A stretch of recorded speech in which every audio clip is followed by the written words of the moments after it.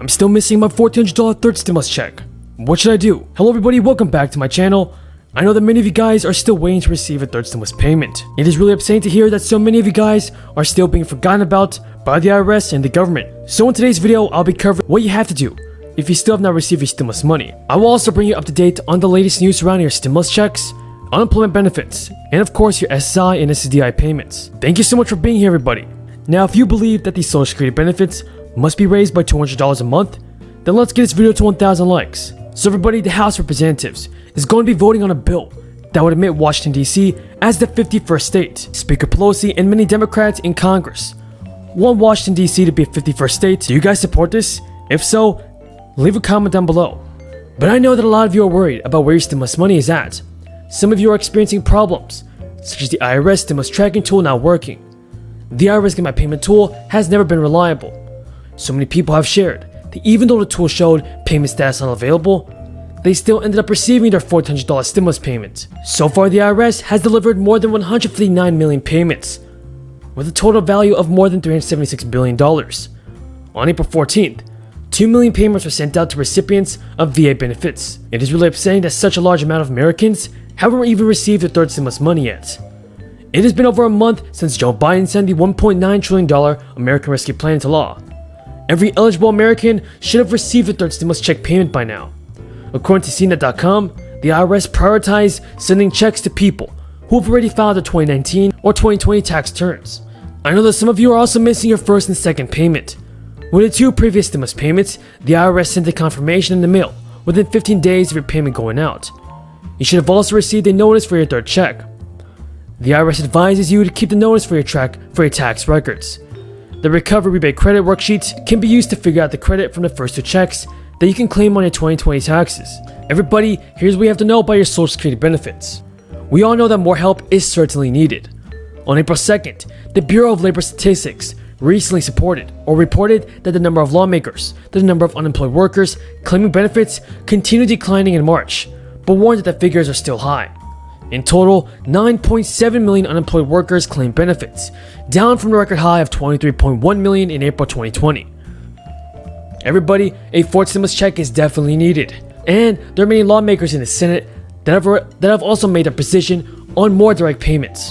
21 senators from 15 states signed a letter to President Biden asking that recurring direct payments and automatic unemployment insurance extensions be tied to economic conditions in his Build Back Better economic plan. The senators argued that these measures have shown that they keep households and the economy as a whole afloat and have broad public support. Everybody, the soonest time frame that we could be seeing a fourth stimulus payment is late July or August. I know so many of you could really use the extra stimulus money, but unfortunately, lawmakers are working really slow. House Speaker Pelosi has already announced that she wants to pass Joe Biden's infrastructure bill before the August recess. Joe Biden's Build Back Better plan consists of three major pieces of legislation. The first being the American Rescue Plan, which was signed last month, and included funding for a third round of stimulus payments. The second piece is the American Jobs Plan, and it focuses on increasing social and physical infrastructure spending. And now the American Families Plan is the third piece of the Build Back Better agenda from Joe Biden. And also everybody, here's what you have to know about the Social Security benefits. Now guys, there are new signs that Congress could start to take steps to consider ways to repair the program. So far, Republican Senator Mitt Romney just reintroduced a bill called the Trust, which means Time to Rescue the United States Trust Act, which aims to address the shortfalls faced by Social Security and other federal programs that rely on trust funds which are falling short. The Social Security Old Age and Survivors Insurance Trust Fund and the Social Security Disability Trust Fund are projected to run out in 11 years, or in other words, in 2032.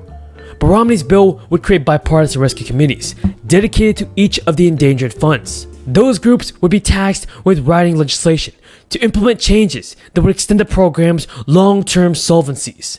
What are your thoughts on this, everybody? Leave them in the comments below. It is definitely important for lawmakers to pass legislation that would extend these programs long-term. Joe Biden just proposed expanding payroll taxes for those with incomes over $400,000 per year to bulk up the shaky financing of the Social Security program and pay for higher benefits for the program's oldest beneficiaries. Joe Biden has advocated for returning to the state and gift tax rates to levels from 2009, when President Barack Obama was president. when the top rate was 45% and the estate tax exemption was $3.5 million per individual. The Committee of Jurisdiction, and by my dear friend, former House member, former governor of Delaware, and now, of course, senior United States Senator from the state of Delaware. When I'm with Tom Carper or Lisa Blunt Rochester, I introduce myself as Steny Hoyer. I represent suburban Delaware. So we're very close. Tomorrow, once again, we will be considering legislation to assure that the 700,000 plus people who live in the District of Columbia are in fact equal citizens to all their brothers and sisters throughout the United States of America. That's what this issue is about. Equality of citizenship. Now, the House will put that bill on the floor tomorrow morning. I have been proud to support D.C. statehood, which is a civil rights issue for our country. Really, it's a civil rights issue, but it's an equal rights issue. Why should I, living some 50 miles from here, or Tom Carper living some 75 miles from here, 80 miles from here, be represented by 3 voting members, at least, of the Congress of the United States, and somebody who determines that they want to come to work for their government, and they move to Washington, D.C., lose their equality of citizenship. Yes, it's a civil rights, but equality of citizenship. That's a principle that we hold dear in the Constitution. In no other democratic nation in the world does the capital city of that nation not have a vote in their parliament. Now, our parliament is called the Congress. Think of that. In no other democratic nation in the world are their citizens treated unequally in terms of a vote in the parliament of their nation. I brought this legislation to the floor last year, and I'm proud to do so again tomorrow. I expect it will pass. I expect the overwhelming majority, if not 100%, I really do expect 100%, of Democrats to support this legislation. It is in our platform as a Democratic Party to treat the citizens of the District of Columbia as equal citizens of the United States of America.